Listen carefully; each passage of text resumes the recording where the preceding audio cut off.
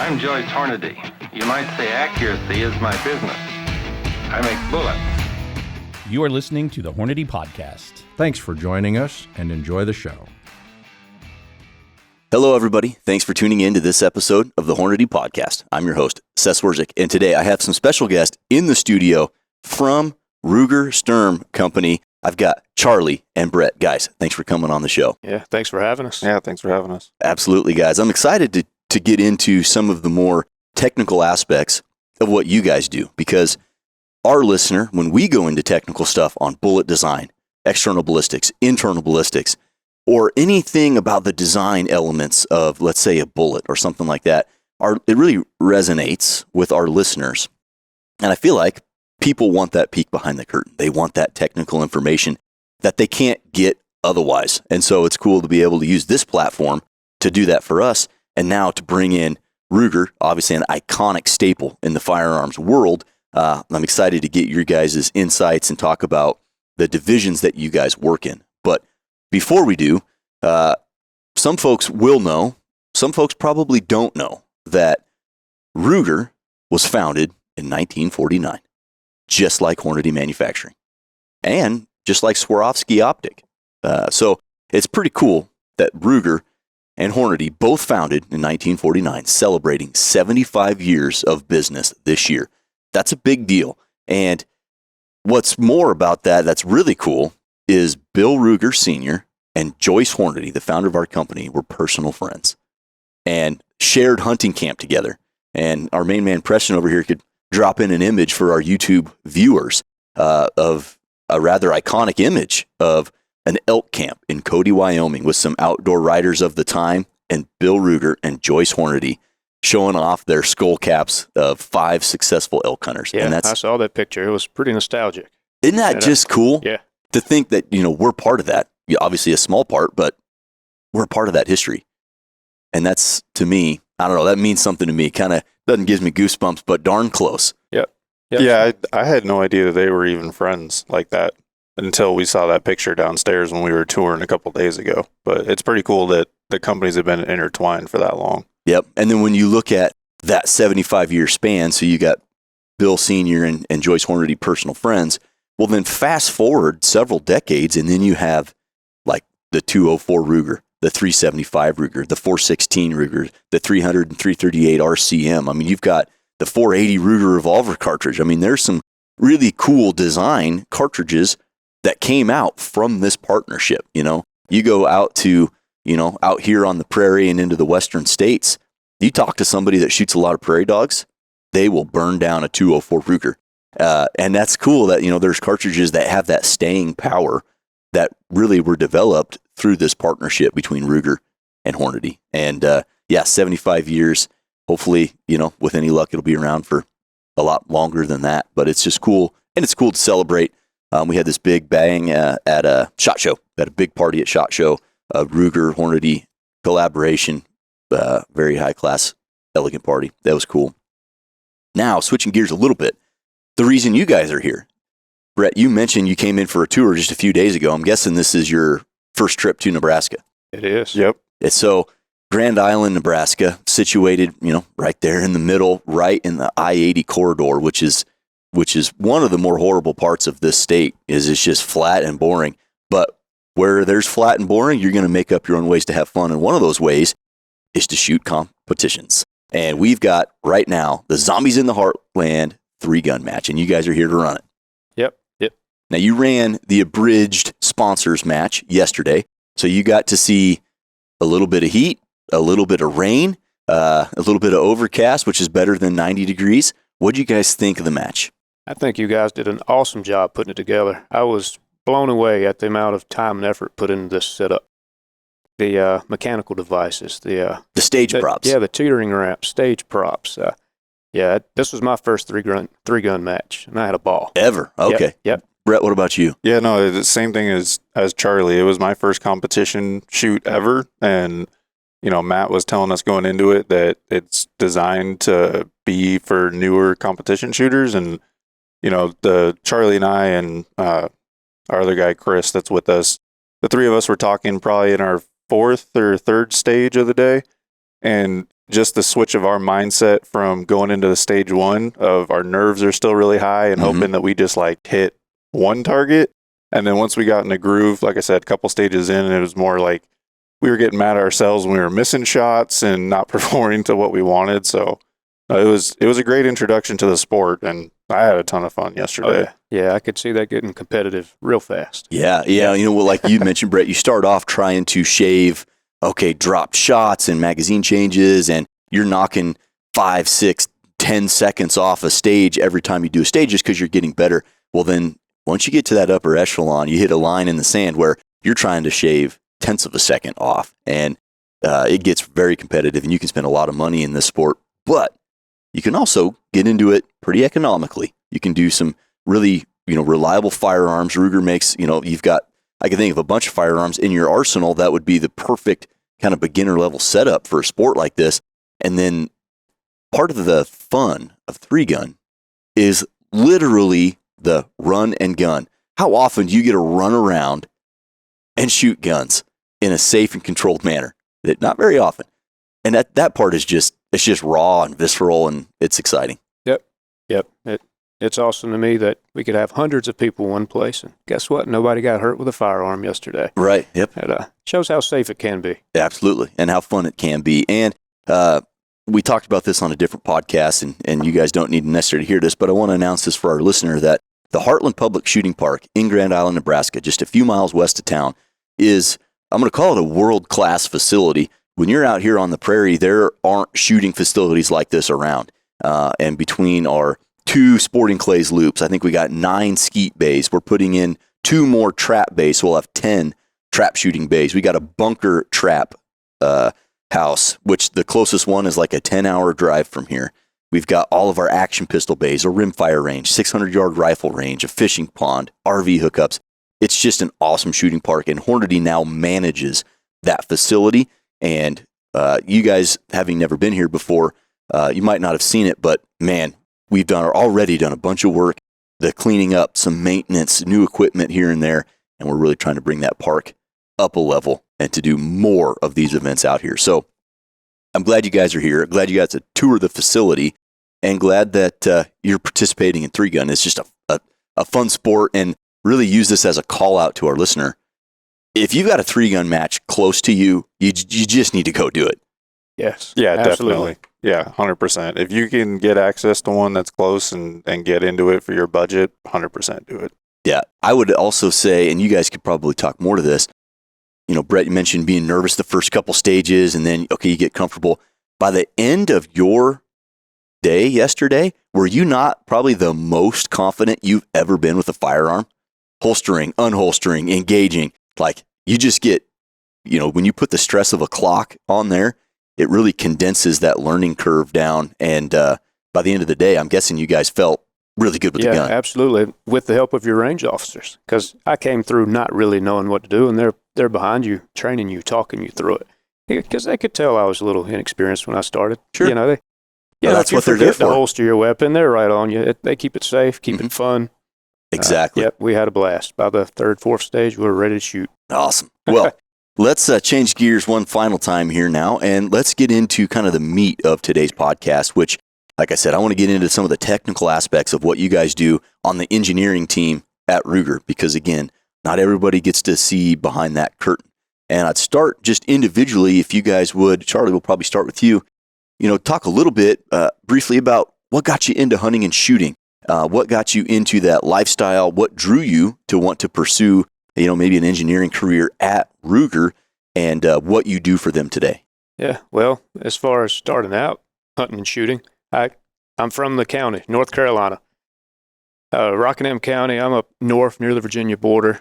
That's what people do. That's what people do. We hunt, we fish, we shoot guns. I mean, it's like growing up right here. That's it. That's what we do. And, so obviously I was allured to Ruger when I heard they were coming into town. Mm-hmm. I had recently gotten an engineering degree, electrical engineering at that, but they accommodated for me. Okay. And hey, I've been there almost 8 years.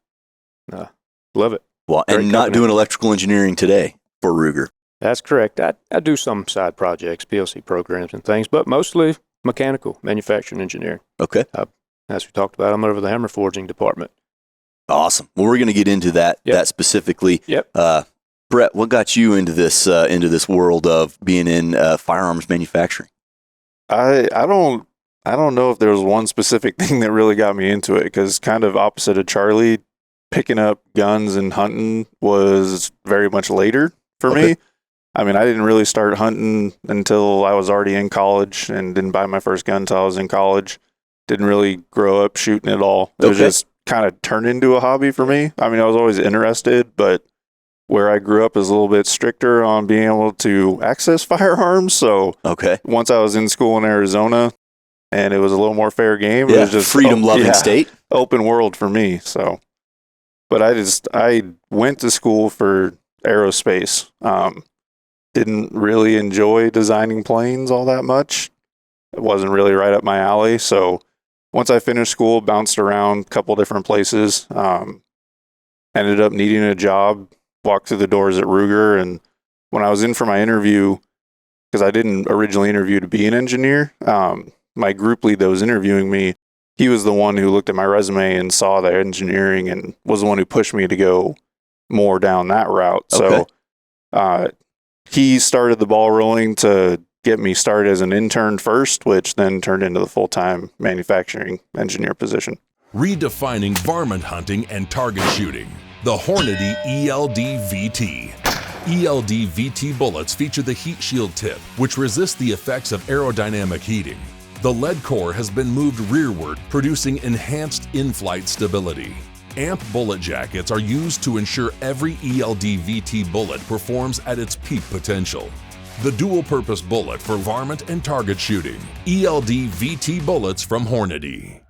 Awesome. So, several manufacturing facilities. You're out of the Prescott, Arizona location. You're Mayodan, North Carolina. Correct. And so that's kind of neat. I'm not sure everybody knows that about Ruger. Yeah, I mean, there's several people that I've talked to and met, even in Prescott, that have no idea that the plant's down the road. Really? Yeah, like one of the events I volunteered to go for, I went back to my alma mater to go work a career fair, just because I was sure that there was a lot of students that were similar to me, that the school is predominantly aerospace engineers. And, you know, coming out of college, I didn't think that there was any tie over into the manufacturing world coming out of an aerospace degree. Right. So I figured if I had the opportunity to go back and talk to a bunch of kids that were going to the school for the same thing I did, and now being able to do manufacturing, especially at a plant that's right down the road, you know, give them the knowledge of, hey, this stuff all can apply. You can do something outside of what the typical industry would do. Right. But I mean, like I said, a lot of those students, even there, that are gun people or just happy to see the name Ruger at their career fair, had no idea they were in town. It's a recognizable logo. Yeah. Yeah. Right. Oh, yeah.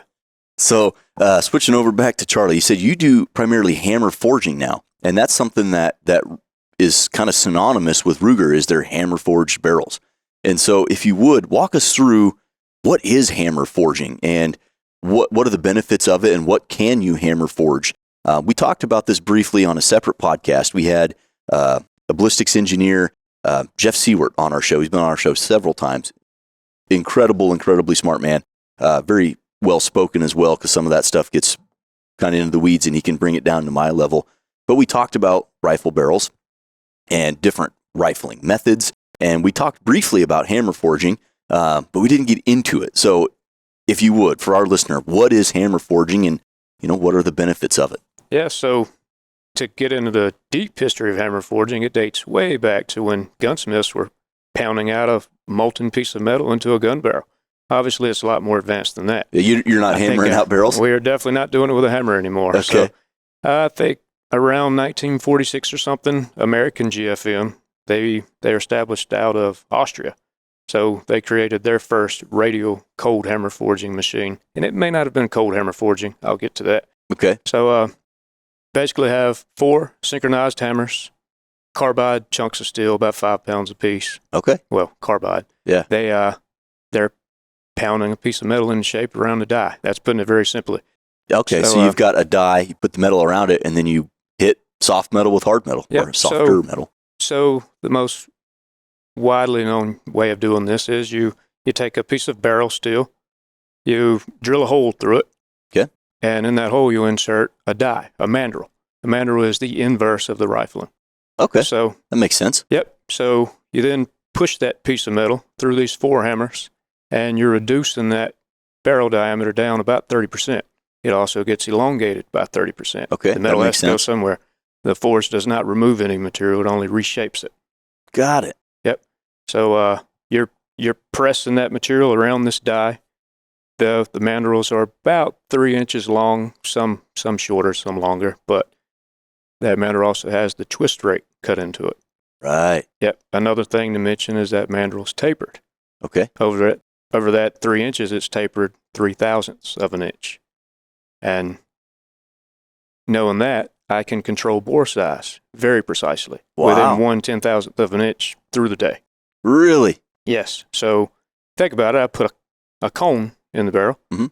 and there's a 0 location of those hammers that sets bore size. If I push that cone further into those hammers, I have a larger bore size. Right. Pull it out, I now have a smaller bore size. Okay. And so using the advanced electronics on American GFM machines along with hydraulics, I can control this very precisely.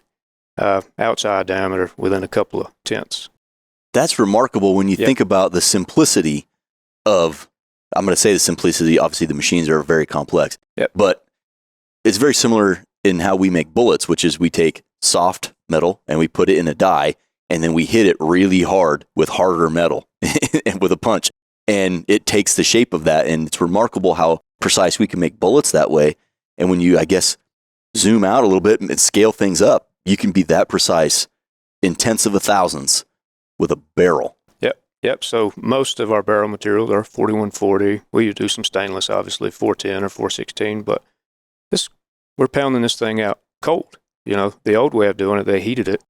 Yeah, in a And forge. Of course, it's a lot more malleable that way. But Sure. so with cold hammer forging, you have a set of hammers that I mentioned oscillating about 1,600 hits a minute, 80 tons of pressure.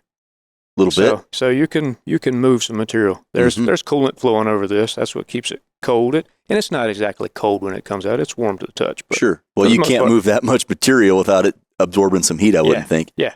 So it's pretty amazing. You can move 4140 around that quickly and do it that precisely. So how long of bar stock are you using to make a barrel blank? It ranges obviously because Right. Let's Ruger has maybe- short barrels, long barrels. We'll talk but- about rifles. So, your average rifle barrel length, 18 to 24, let's say. Yep. So probably our most common barrel is a 22-inch length. Okay. I can start with an 18-inch piece of material. Oh, wow. And yeah, because I'm Squeezing it down. yeah. So I'm squeezing it down 30% so it grows in length. And what diameter do you start with? Typically, you start with 1.5 or 1.25 piece of steel. Okay. Yeah. And when it's- we turn barrels here for our accuracy fixture, we order them in as inch 250 blanks. Yep. Okay. So you're starting with that or maybe even a little bigger, 1.5 and Yep. then beating them into submission. Yep. So I mentioned we drill a hole in it. It's a little Sure. bit more to it than that. Of course. We drill a very straight hole with a gun drill, Mhm. and then we locate that. There'd be some form of locating on that hole and turning a diameter that's required for the hammer forge to get that predetermined reduction ratio we talk about. It's pretty common. There's some videos online showing this. There's some awesome GFM tours, but yeah. So basically, we know what our finished diameter is going to be. I turn a blank about 30% larger than that, and know that I'm going to get some growth in that barrel. So you can start with a shorter piece of material than you finish with. That's interesting. Yeah. So on top of the rifling, could you hammer forge a chamber or a partial? Yes, American GFM machines are very capable of forming chambers. Ruger does not currently hammer forge their chambers. Okay. But you could, if you, like traditional gun building, if you ran a rougher in, you could rough a chamber and then run a finisher in behind it. Correct. That's interesting. Yep. So Ruger doesn't do that, but you're doing obviously the bore diameter and the rifling. That's right. So you've got your finished product and then you send it over to, I'm guessing, a CNC lathe and you turn a contour on it? Yeah, so in my department, we make the rifle barrel blanks. Mhm. So there's an order of, say, 250 rifle blanks. We put them all in a bin. Those go out to the value stream, where that might be our American centerfire platform, our rimfire platform, whatever. We even do pistol blanks. So that they'll place that order. We You build put them them in a up? bin. It doesn't look like a finished barrel when it comes out of the GFM machine. It's going to look like a long cylindrical blank with a hole in it. Yeah. You can look at it at the light and tell there's rifle in it, but Sure. still hasn't taken the form of a barrel right out of the machine. But the important part's there. Yeah. So Yep. I'd like to pick your brain a little bit on hammer forging versus some of the other ways of manufacturing a barrel because, there's obviously the button pulled for if you went and bought a factory built rifle off the shelf, chances are it's going to have a button pull rifling. Do you think there's an advantage to the hammer forging over something like a button versus something like, cut rifling? Is there a consistency increase or what made Ruger go with cold hammer forging? Yeah. I've read a lot on this topic and I've heard a lot of misinformation. I think there are still lots of people out there that think hammer forging is just a faster way of doing it and that's why we do it. But that's not typically the case. Is it fast? It's fast. Yeah, as a corollary, it's fast, but it's not the main fast, reason. but, Okay. I think the reason most small places don't do it is because it's an expensive upfront cost. A forge is somewhere around $2 million. Mm. So, hammer forging is consistent, and you're going to get quality. So I'll talk about the older ways of doing it. So cut broaching is one. Mm-hmm. You pull a tool that progressively cuts rifling, bigger and bigger. It takes out small wedge-shaped pieces. Yep. And then you mentioned buttoning. Yep. So with buttoning, you gun drill that hole that's a bit smaller than the button, and you pull a tool through. You're not cutting anything away. You're forming material Okay. outward. That sounds stressful. Yes. Yeah, you put a lot of stresses in the outward direction, all the wrong directions.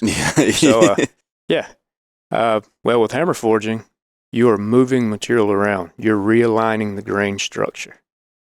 You're not cutting away material in any form. You're rolling it over that mandrel I was talking about. Yep. So think about this like, think about a machine screw. You can have cut threads or you can have rolled threads. If you look at this under a microscope with cut threads, you can see all the individual grains. It looks like they were ripped away with the cutting tool. Yep. Well, with rolled threads, it looks like grains in a piece of wood. Yep. If you ever cut a tree down, you can see the grains. It's rolled nicely around the tool. Well, that's strong. That's going to last a lot longer. All those grains give shear points. So wow. Yeah. And that makes sense. Similar to a piece of brass, like a stick of brass when we make cartridge cases. Yeah. You can look at it under a microscope and see if it's not been annealed properly. The annealing process kind of takes the grain structures and essentially jumbles them all up. And as you start to draw the brass, that grain structure will start to align and get linear. Yeah. And then it becomes brittle. Yeah, absolutely. Lots of testing has shown that hammer forged barrels hold up very well in destructive or plug bore testing. That for the most part, the barrels usually hold together. Wow. They'll bulge, but it seems to be better with hammer forging. Okay. How long does it take you on your average barrel, say a 22-inch barrel, how long does it take to forge one of those? Yeah, again, that's variable, but say 2.5 minutes. Well, I guess 1,600 strokes a minute with 4 hammers. Yeah. I suppose it does. I'm thinking though on a 3-inch mandrel though, to have to walk that down, that's fast. Yeah, it's pretty fast. So again, 80 tons of pressure, we're moving some material. Yeah. Yeah. That's really fascinating when you look at it that way. And you're not making a barrel. You're not making a handful of barrels. You guys are making thousands upon thousands of barrels a year. So the speed is helpful, but the consistency is king. The HIT Target Impact Indicator. Instant hit confirmation at extended ranges has never been easier. The HIT Target Impact Indicator easily attaches to most target stands and not the steel target itself. The highly sensitive internal accelerometer detects vibration when the target is impacted, activating the red LED lights that flash Morse code for HIT. Where impact confirmation can be difficult, light it up with the HIT Target Impact Indicator from Hornady. That's probably, like you mentioned, that's the go-to. That's the reason you get into hammer forging is you want that consistency every single barrel off the line. Yeah. So you think about it in the older ways of rifling we talked about, whether that's cut broach or buttoning, you have tools that are prone to wear. You know, cut tools, you have to change them every couple hundred parts. Yeah. Well, with a mandrel, I am just pressing material around a carbide piece, and, you know, I can get tens of thousands of runs out of a mandrel. Well, the important part of that is all those tens of thousands of barrels are probably very consistent. They're all the same. They're all the same within a few tenths of a thou. That's right. That's interesting. And that probably sheds some light on something we've talked about here on the podcast. And I don't mean this facetiously. I've used this example many, many times.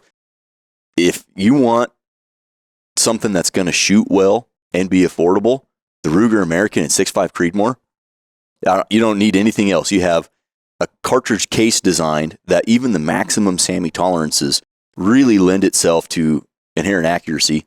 And then with those hammer forged barrels, you've got a $500 rifle that will pound knotholes. It's remarkable. Absolutely.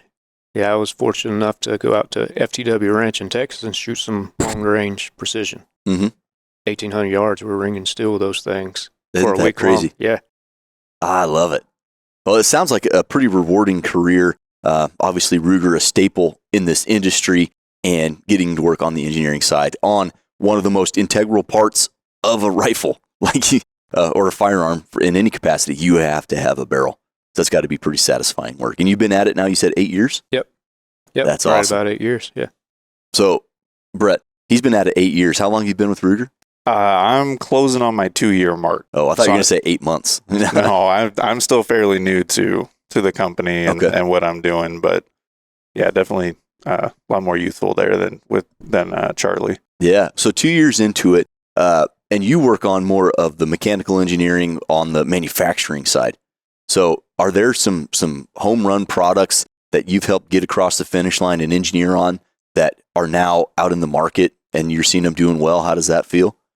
Oh, it feels great. I mean, the first line that I was put on when I got hired was for the new LC carbine in 45. So right on. Also good. Yeah. We have it out at the show, at the zombie shoot. We set up our booth today for the side shoot. So Charlie and I did a little competition against each other shooting them today. He had never shot one before, so it was nice to see him get his hands on one. But yeah, like I said, that was the first project that I was working on. Okay. And at the time, we only had the carbine out in the 5.7. We hadn't had the 45 release, so it's always cool to be working on something that you know is new and the general public doesn't really know about yet, and it's kind of secretive.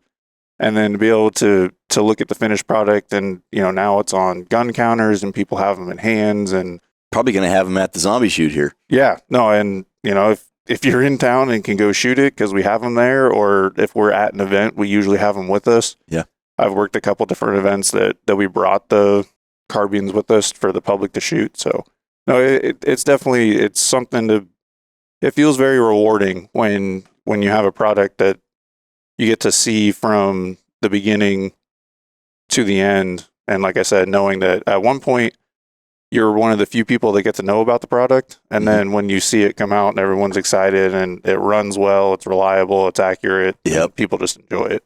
That is pretty cool. And we get to see that. Obviously, we're in the manufacturing world too. And we come out with a new cartridge or a new bullet or something like that. It's just cool. It's so satisfying to see. And while you guys are here, I'll share this story. When we come out with a new cartridge, one of the internal, it's not a joke because it's serious, but one of the internal little dialogues is, if we can get Ruger to put it in the American, we're done. We want all of the industry to be involved. Of course, we want the economical rifles, we want the high-end rifles, we want the bolt guns, we want the gas guns, we want everything in between because we want these cartridges to do well. But people have associated the Ruger American for whatever reason. Now I keep going back to that. So when we come out with the 22 ARC, the 6 ARC, the 6.5 Creed, 7 PRC, it's we know those rifles are going to sell. If they will chamber that, we're going to sell ammo. It's a non-issue.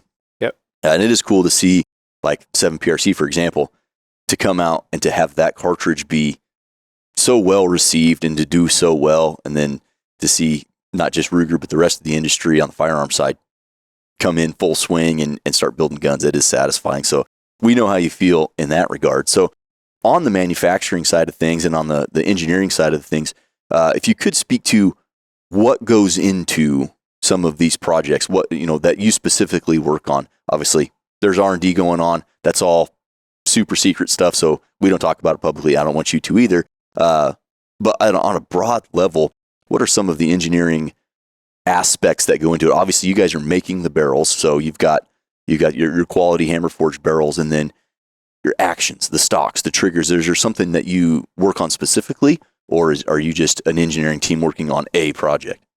I mean, at least like the project that I'm currently working on, as far as machining goes, it's just the barrels and the slides. Okay. And then the other components are brought in from out of house. Okay. So like I said, the slide ops and the barrel ops is pretty much the only machining that we're doing in house for what I'm currently doing.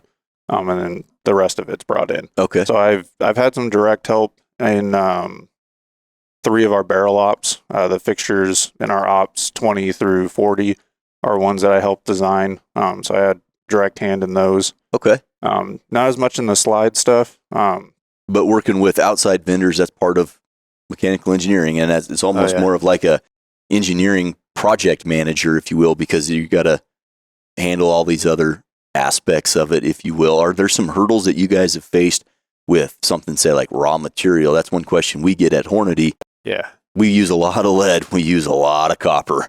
And the demand for those two products as a raw material is through the roof.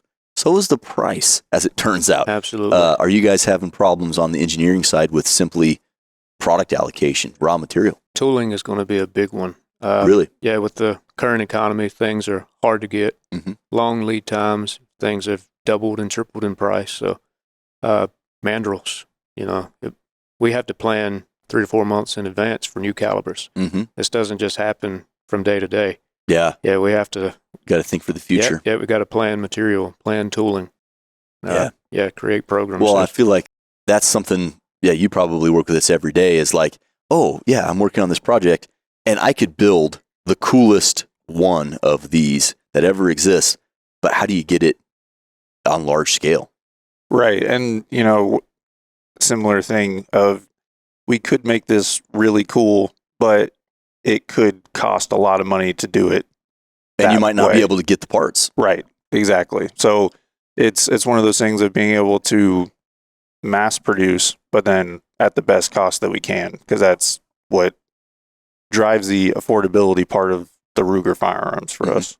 I feel like that's one of the hallmarks of Ruger going back to 1949 and everywhere in between was they're going to make an extremely high quality product, and they're going to find innovative ways to manufacture it so that it's not one guy with a hammer, and a forge trying to forge a barrel. They're going to find innovative ways to do things on a bigger scale that doesn't sacrifice the quality. I feel like that's what you guys do. Is that kind of a pillar of your engineering team? Do you guys talk about that? Is it top of mind for you, or is that something that you guys just happens and you don't even think about it?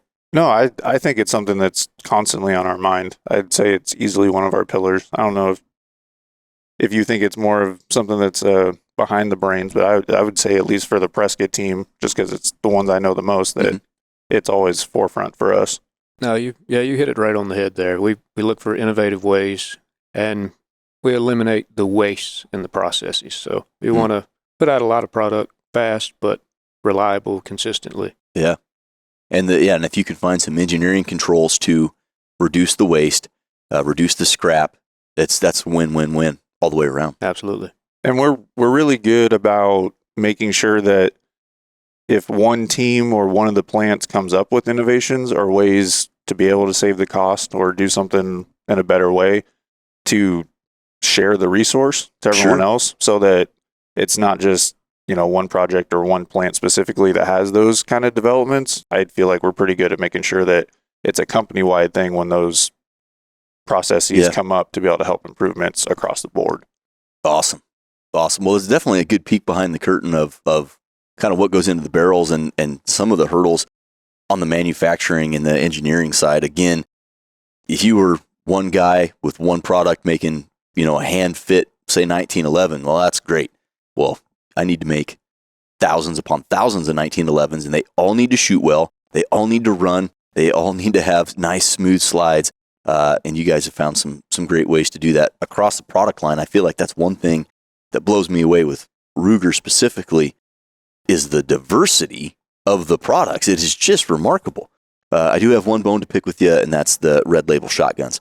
Same here, buddy. Yeah. Yeah, you and everyone else. Yeah, right. But no, on all jokes aside, I mean, between the old school revolver 22 Wranglers, and then to the semi-automatic stuff, and then the polymer frames, and into the bolt guns, and into, I mean, it just goes on and on and on, and everything in between. And now with some of the cooler stuff, obviously the 5.7's cool, the LC45, like there's just some amazing products, and it's not a niche.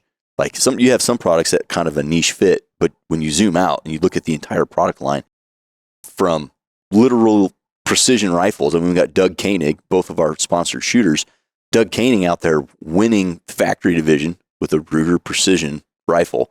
That's pretty cool. And then you've got speed gun guys with pistols, and then the hunter. You've got concealed carry pistols. I mean, the how broad your product line is remarkable. So the engineering team as a whole must be incredibly stout. Yes. So it's cool to see you being proactive about getting into, where you graduated from college, getting into the engineering field, and hey, you need to come check this place out. We want to cultivate that culture. Yeah. Ruger does a great job developing newer engineers into seasoned engineers. They don't just throw you to the wolves. Right. They do a great job bringing us up and keeping us happy and helping us get product out. That's what it's all about. It sounds like, I'm guessing Ruger, probably on a much different scale than Hornady, but very similar in that regard. Here at Hornady, they absolutely take care of us in a lot of aspects, and job satisfaction is certainly high here. And because you get to have a hand in this, and not everybody, but the hefty majority of employees here are hunters, they're shooters, they're competitors. It's what we do, and it sounds like that's a shared commonality between Hornady and Ruger. Is you guys are here because you're here because this is what you do. Hornady Security Mobilus Safes. Discover the ultimate solution for safeguarding your valuable equipment with Hornady Security Mobilus Safes. Offering an innovative modular design, Mobilus Safes can be easily transported and assembled piece by piece in any room. Featuring a full square lock interior organizing system that maximizes storage space with countless storage configurations. Elevate your security with Mobilus Safes from Hornady Security. Yeah, I don't think that most people go to work at places like our two companies or other ones in the industry if you don't really have those as hobbies. Right. And, I can't speak for Charlie's plant, but that definitely applies to Prescott. Everyone there into guns, into hunting, outdoors is just like you were talking about. It's kind of just part of the culture. Exactly. Yep. I wish we could change everyone's mind and put a gun in their hand and show them how fun and safe the sport can be. Yeah. Well, it is fun. And the 3-gun match here, Zombies in the Heartland, that puts an exclamation point at the end of it. It's just raw fun. And I do have a question for you guys. You've been working on the Ruger side now, 2 years, 8 years of your entire product line, which I talked about being huge. Do you have a specific Ruger product that's kind of your favorite, whether you worked on it or not? Well, I didn't work on the American line particularly, but I get to make the barrels for it. But I love the Ruger American rifle, just because there's such a vast range of calibers that we produce it in. Yep. You can get anything you need from small varmints up to big game. Yeah, you can. So Ruger American, what about you? I'd probably say the Mini 14, and it's just didn't see that coming. No, the only reason is I have one that my grandfather passed down to me that was his old Army National Guard rifle, and it was the first Ruger that I ever had, and I think it's more tied into that. Oh, it's just, for sure.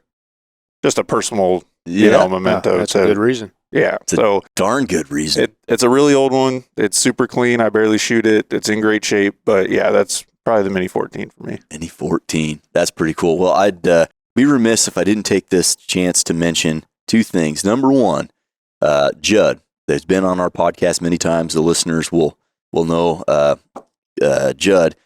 He is a dyed-in-the-wool Ruger Predator.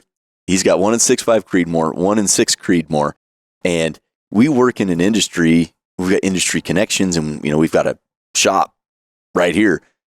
a lot of us are into building guns, custom guns, chamber and barrels. We have all the tools at our disposal to make whatever we can dream up on the custom rifle side. And Judd, why would I do that? I've got these, and look how they perform. If I don't like the stock, I buy a barrel and Carlson. The Gen 2 came out. Well, that's, a little bit different stock ergonomics. The fluted barrel looks cool. Why would I build one when I could just have these? They shoot great. So did need to throw a shout out to Judd and his Ruger Predators. And then also, any longtime listener of the podcast would know that my first rifle was a Ruger Hawkeye 257 Roberts. So awesome. Still have it. Still don't shoot it. I don't shoot it very often anyway, but still have it. And from 10 or 11-year-old Seth to, I probably didn't hunt with a different rifle till I was in my 20s. I mean, deer, coyotes, prairie dogs, everything I put the crosshairs on. I mean, yeah, and that was kind of a neat venture between Ruger and Hornady to kind of keep that round alive and to chamber a gun in 257 Roberts back. This would have been in the late 90s.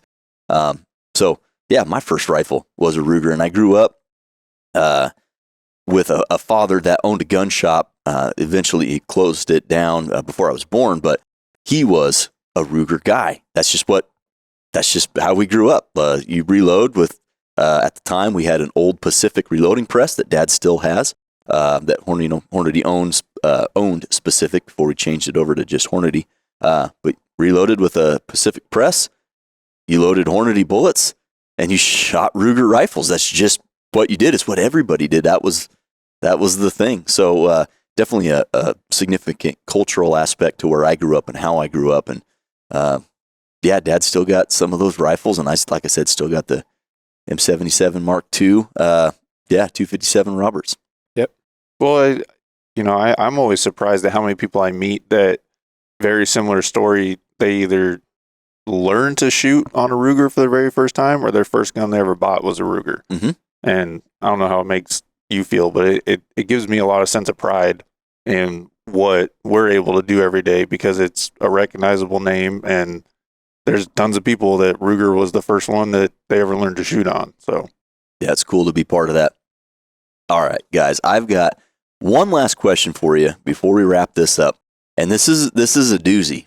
All right, so I'm going to throw it out to you first, Charlie. Every single guest that we have on the podcast, for the first time on the podcast, the listeners need to know, in this hypothetical world, you can have 1 million guns and unlimited ammo, but it has to be one cartridge and one Hornady bullet. So if you had to pick one cartridge and one bullet to do all of your shooting the rest of your life, what do you think it would be? Are you going with, a lot of popular answers are 308 Winchester with classic interlock, or an ELDX, or 6.5 Creedmoor with the ELDX, or we had one guy say 9mm with our 135 critical duty. So you had to pick one cartridge and one bullet the rest of your life, but you could have infinite guns and infinite ammo.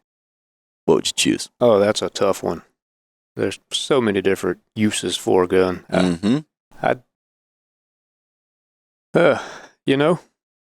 I'd say, so my kids and my wife and even I started hunting with a 243. Okay. Yep, 243 to reach out and touch. And Yeah. from where I'm from, you only get 200, 250 yard shots. So Okay. it's worked well for us. Yeah, the 243. Yeah. Now, Hornady, we've got several bullets. We've got a 90 grain ELDX, which is good for the longer shots.